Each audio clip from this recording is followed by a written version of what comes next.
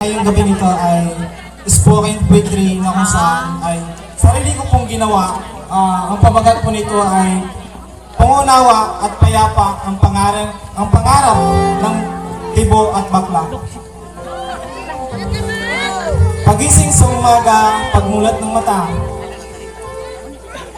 siyam na buwan sa sinapupunan ng aking ina, nung isilang at unti-unting nagkaisip noong elementarya, aking natuklasan, babae nga ba, lalaki.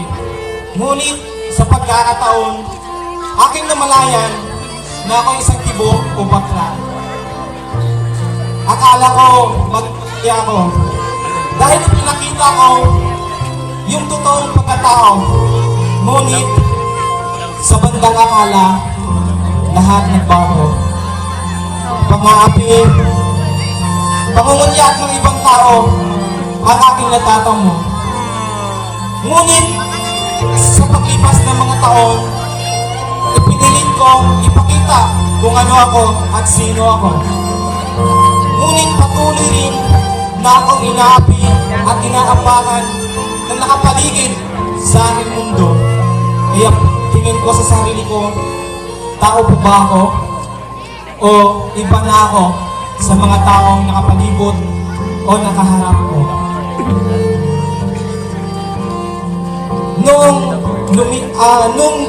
dumating ang mga ilang pagkakataon o taon na aking napagtanto, maging positibo at hindi negatibo, tanggapin ko kung sino ako at ano ako sa sarili ko. Wala akong pake kung ano man ang masasabi ng ibang tao na nakapaligid sa akin. Ang pangarap ko lang ay maging payapa at unawain ng minuman. Oo, isang tibo at bakla. Ngunit katulad nyo, tunay na lalaki, tunay na babae, tao rin ako. May pangarap sa puso. Ang tunay na tao, may pakiramdam, may puso, at nagmamahal. Kaya ka rin ang pagkanto, naway imulat ng aking mga mata. Oo, iba man kami sa inyong mga mata, ngunit tulad nyo, tao rin ako.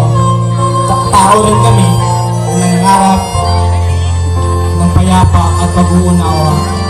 Naway sa itong pagkakataon, inyong may intindihan na iba man kami kumilos sa inyo, tibo o bakla, kaya namin gawin kung ano man ang kaya nang gawin.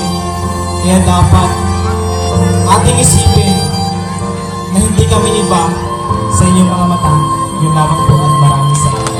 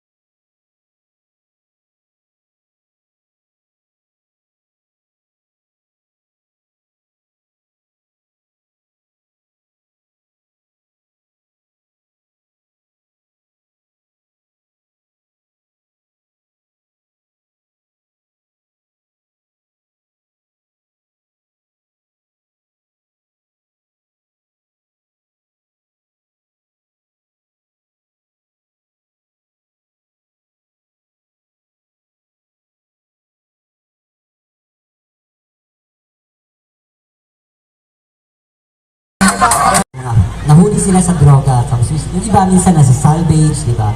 Kaya minsan akala nila na ano nila yung human rights. Ang katanungan ko sa iyo, bilang isang criminology o gagraduate ka ng police, paano mo kaya masusumpo ang isang suliranin ng bansang Pilipinas pagdating sa droga? Sa aking kasagutan po, bilang isang bachelor of criminology, kung makatapos man po, ang unang hakbang ko po ang gagawin po ay dahil sa pinapabawal na droga po sa nalabaganan ko yung dito sa Exantan ay unang hakbang ko po ang gagawin ay bahagi sa mga tao na upang magbigay sila ng impormasyon upang masukpo din po namin yung mga Alright. Hello, parang ako yung kinakabahan. Kamusta? Ready na magsagot. Ito ang aking katanungan. Paano mo mamalaki ang iyong sityo sa ibang sityo? Ulitin ko. Paano mo maipagmamalaki ang iyong sityo sa ibang sityo? Pinagmamalaki ko po ang sityo po namin kasi sa pamamahala po kami ni Honorable Abraham B. Calao. Higit sa lahat, maganda po yung mga pamamalakad niya po sa sityo na ito. Hindi niya po kami pinapabayaan. Siyempre, sa kanya din po kami, yung mga magulang ko po, sa kanya po nagtatrabaho. Kaya, siyempre, dahil sa pinamumunuan niya ito, yung purok na ito, kayang-kaya ko po ito ipagmamalaki kasi dito po kami kumukuha ng aming kabuhayan sa araw-araw. Yun naman po. Thank you. Hello, candidate number 3. Kamusta? Okay lang. Kamusta, bro? Ito ang tanong ko sa'yo. Madali lang to, bro. Kung ikaw ay tatangahin ngayong gabi, gandang lalaki 2023, ano ang iyong maitutulong sa iyong sityo, Magsasaka, Barangay Talo? Maraming salamat po sa inyong katanungan. Ang maitutulong ko lang po kasi pinasaya ko yung mga tao dito sa sityo Magsasaka sa programang ito. Salamat po sa nagtulong po sa upang sumaya ito yung aming sityo na kay punong barangay po. Abraham Calao po. Yun ang po at maraming salamat. Ito po.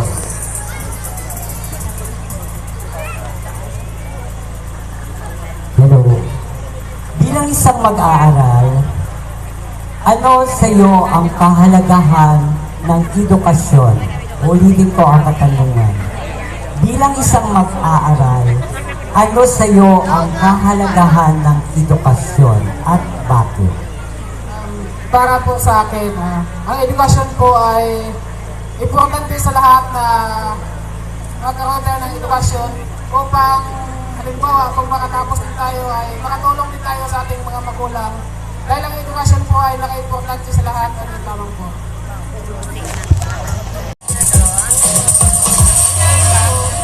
Hello. Hi. Ito ang aking katanungan. Kung ikaw ang kokoronahang gandang lalaki 2023, ano ang iyong pwedeng i-contribution sa iyong barangay at bakit? Ulitin ko, kung ikaw ang kokoronahang gandang lalaki 2023, ano ang iyong pwedeng i-contribution sa iyong barangay at bakit? Okay, thank you so much for asking. Ang may contribute ko po sa aking barangay is yung pagiging confidence sa sarili. Kasi kapag nagkaroon ka ng confidence sa sarili, is marami kang magagawa. Marami kang maipapakita sa mga tao, lalo na sa mga kabataan na nawalan ng mga pag-asa sa buhay. Kailangan magkaroon ka ng confidence sa sarili mo para kung ano man yung dagok or ano man yung opportunity na darating sa iyo is makakamit mo ito.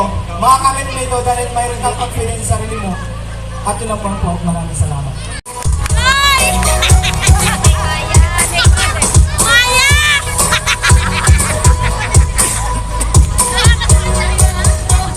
Hello, candidate number 6. Okay ka lang. Nagkakabangan na balik lang. Bilang isang tunay na lalaki, ano ang iyong naging kahinaan o naging pagsubok na dumating sa iyong buhay at paano mo ito nalampasan? Ulitin ko. Bilang isang tunay na lalaki, ano ang iyong naging kahinaan o naging pagsubok na dumating sa iyong buhay at paano mo ito nalampasan? Ulit po. Bilang isang tunay na lalaki, ano ang iyong naging kahinaan o pagsubok na dumating sa iyong buhay, mga trials ba na dumating sa iyong buhay at paano mo ito nalampasan? Sama ba yun sa buhay pa yung naghihirap ka, tsaga lang para makaahon sa hirap na tinatawag ko. Salamat.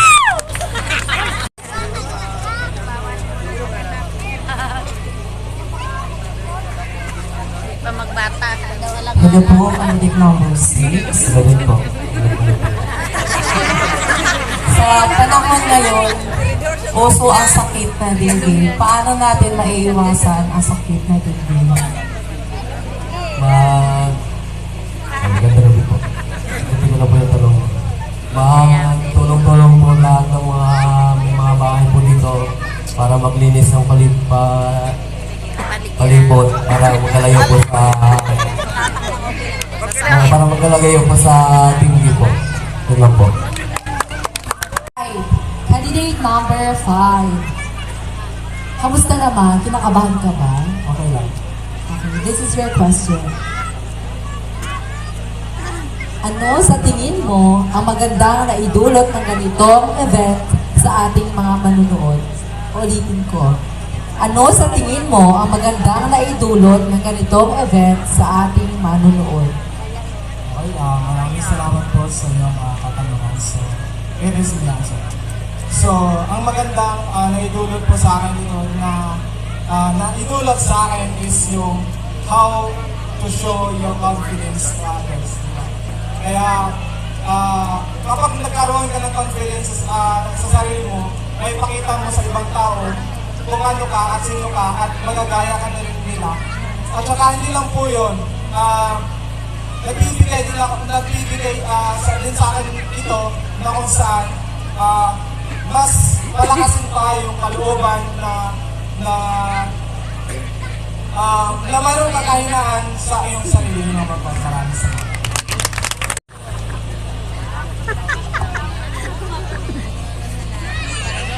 Candidate number 4. Hello. Ito po ang katanungan para sa iyo.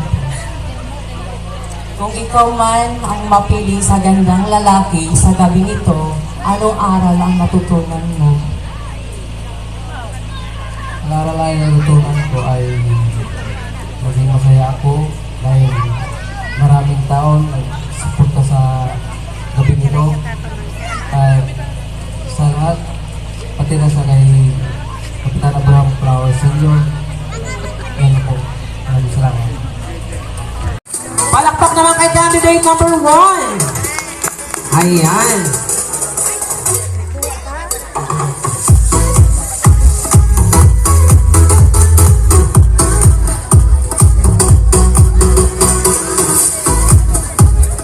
And our second runner-up. So to present the award for second runner-up, may I request our judge number 1 and number 2.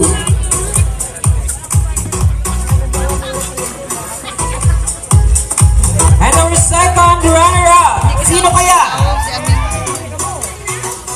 Ang ating second runner-up ay makakatanggap ng sash at syempre cash pa din siguro.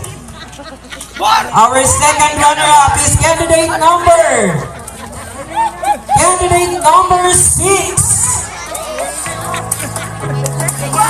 Congratulations, candidate number 6.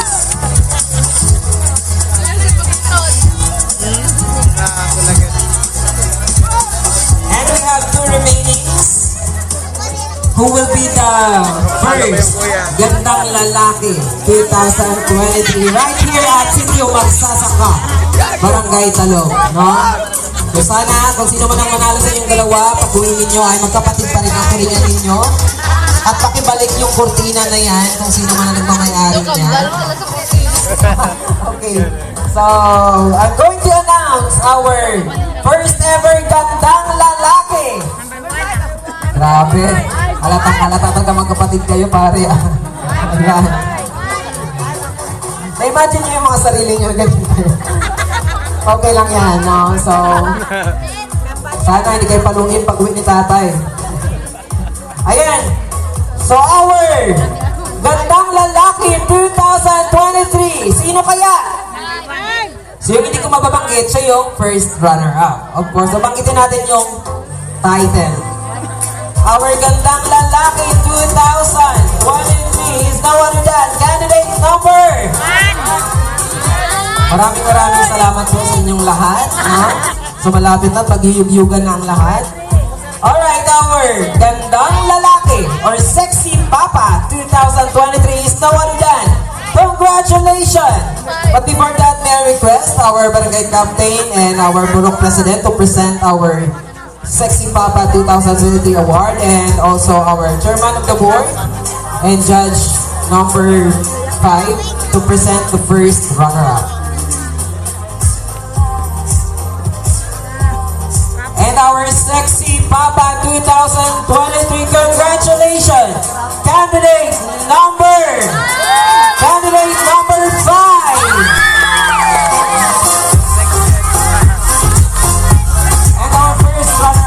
Candidate number 2. Ay, number 1 pala, sorry.